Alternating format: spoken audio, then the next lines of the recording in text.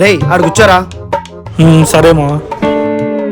ఎవరు మస్తా నీ కుర్రాడు? ఈ నా అల్లుడు ఇంటి దగ్గర ఒకడే ఉండలేడని తీసుకొని వచ్చా. ఏంటయ్యా ఆ అబ్బాయి ఏమన్నా పసిపిల్లోడా? టయానికి పాలు ఇవ్వకపోతే ఏడవటానికి.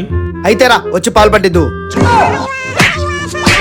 చిచి సన్నాసులారా, ముందు పని చూసుకోండి. ఆ పేపర్ ఇవ్వండి.